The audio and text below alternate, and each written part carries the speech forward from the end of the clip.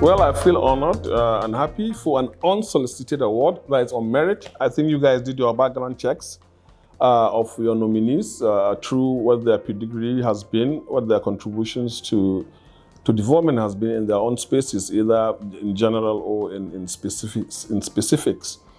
And of course, you stumbled upon my name or my humble self.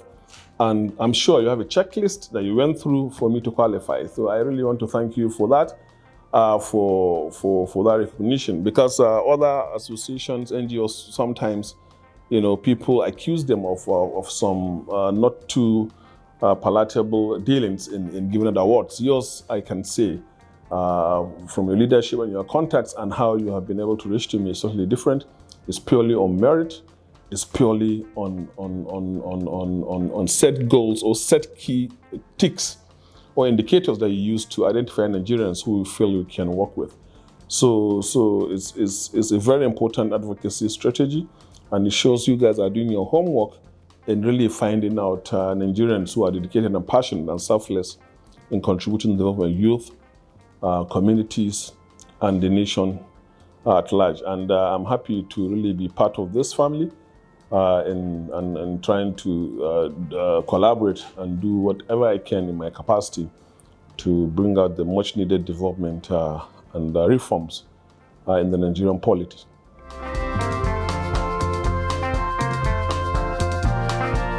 Yes, it's extremely important to focus on all children, male or female. And of course, there has been this focus on the girl child, but there has also been focuses on the boy child also.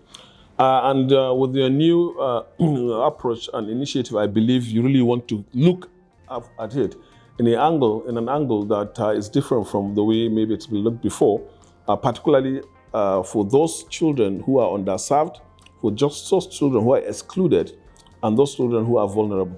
Because the whole talk about boychild in most part of the world and in a lot of NGOs is just plain and conventional talk that they should get to school, they should be taken care of like for the general needs, of a growing child, the formative years, without looking at specifics or peculiarities of those children in their communities, in their geographies, or even their demographies. So focusing on the boy child, I'm sure you want to look out of the box, if I might want to use that word, and look for those areas that have been excluded, that have been marginalized, or that have been underserved for that particular boy child. Let me give you an example. For most of our education policy in Nigeria, it has only focused on just delivering education, without that peculiarity of gender-based, or what we call gender-based or age-based nuances of what the needs of those children are. And I'm sure by what the Great Achievers Youth and Community Empowerment Initiative is doing is to really factor in those peculiarities of those children. Because you find children now, of course, some of them going to school, finishing school, but still after school, they go into social or mental crisis or midlife crisis, because that focus on what to do after school or after graduation is not there. That's even the same problem with the girl child education. There has been this hype about girl child education, but do you really look deeper into the difference in peculiarity, needs, backgrounds of all those children?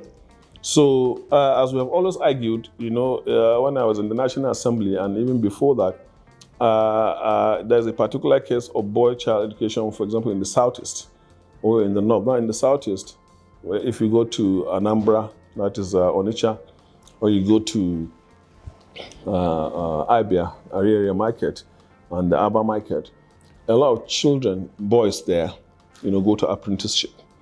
And they also go to schools where they learn trade and where they for example, manufacture fabrics or fashion. They're into fashion and things like that. And that is a school for them. And millions of them contributing to Nigeria's GDP and even producing, fashion brands that are for export.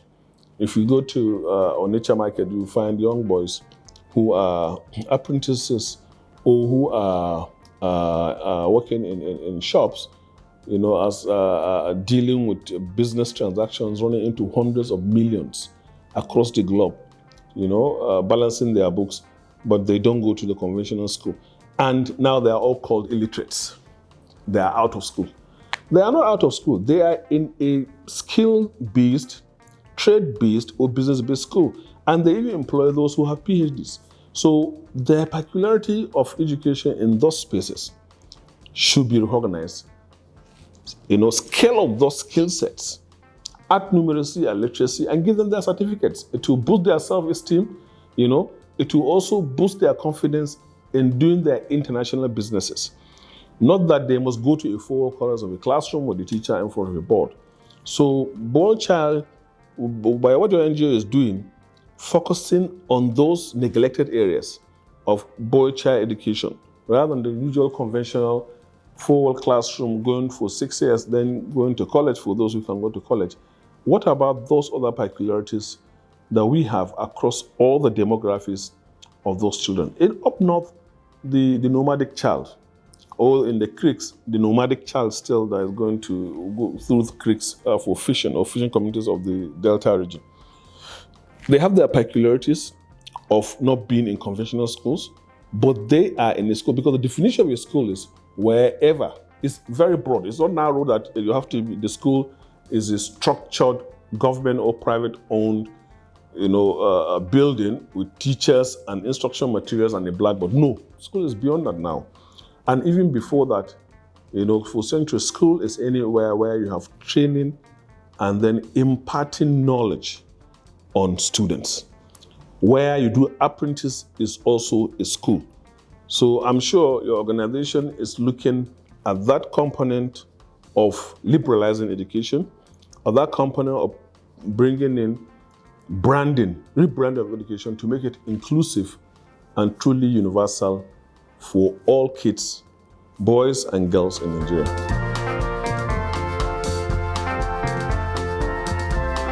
Well, for all boys in Nigeria and beyond, let them know there are young people, there are people in position of leadership, there are also stakeholders who really are working hard to rethink and to rebrand the way we educate our children and the way we look at skills, the way we look at entrepreneurship and vocational training.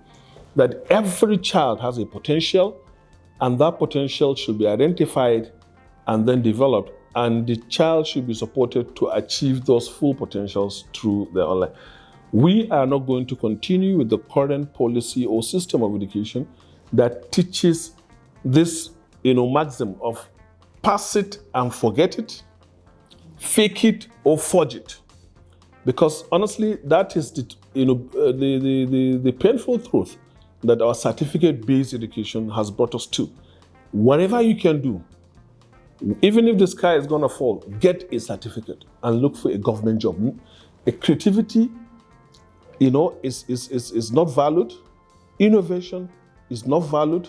Problem solving is not valued. So in whatever space the Nigerian child is, whether it's an entrepreneurial space, trading space, micro and small businesses, construction, art, creativity, once you are a problem solver, know that this organization and all of those who are rebranding education in Nigeria, identify with you and really want to bring in that component as a key recognized aspect of education, and which will be supported for greater Nigeria. The Great Achievers Summit and Award of Excellence 2024, proudly presented by the Great Achievers Initiative for Youth and Community Development, Gaiyd. This year's theme, Shaping the Future Leadership of Our Society, unites visionaries and trailblazers committed to forging a lasting legacy of impact. Be part of this moment where greatness is honored.